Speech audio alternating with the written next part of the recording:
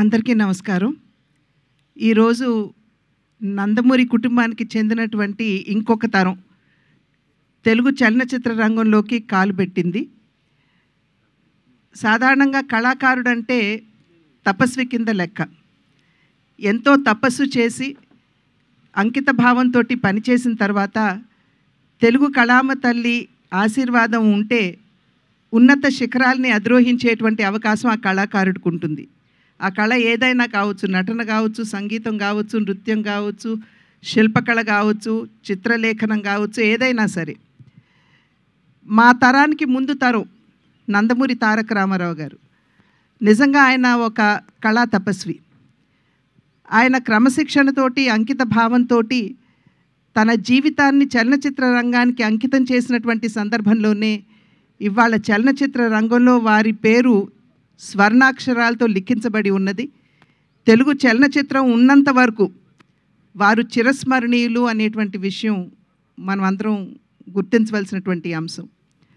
ఆ తర్వాతి తరానికి వచ్చేటప్పటికి నందమూరి బాలకృష్ణ, నందమూరి హరికృష్ణ గారు, వారిరువురు కూడా చలనచిత్ర రంగమే ఉచ్చ నిశ్వాసలుగా తెలుగు కళామ తల్లికి సేవలు అందించినటువంటి నేపథ్యంలో వారు కూడా తెలుగు చలనచిత్ర రంగంపై చెరగని ముద్ర వేసినటువంటి విషయం.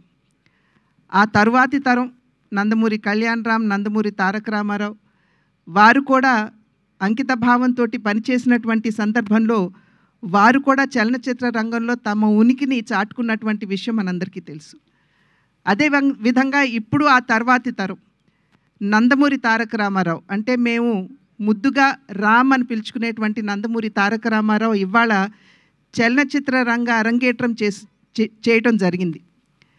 ఆ బిడ్డకి ఖచ్చితంగా తెలుగు కళామ తల్లి ఆశీర్వాదంతో, మా తండ్రి గారు నందమూరి తారక రామారావు గారి ఆశీస్సులు, అదేవిధంగా మా అన్న నందమూరి హరికృష్ణ గారు, తప్పకుండా వారు ఇందాక చెప్పినట్టుగా ఆయన ఆకాశం నుండి తన మనవణ్ణి చూసుకుని మురిసిపోతూ ఉండుంటారు.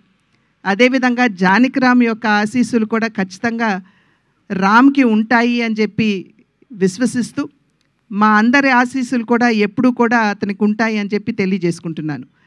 అదేవిధంగా వైవిఎస్ చౌదరి గారు, ఆంజనేయుడి హృదయంలో రాముడు ఏ విధంగా కొలువు తీరి ఉంటారో వైవిఎస్ చౌదరి గారి హృదయంలో, స్మృతిలో నందమూరి తారక రామారావు గారు కొలువు తీరి ఉంటారు.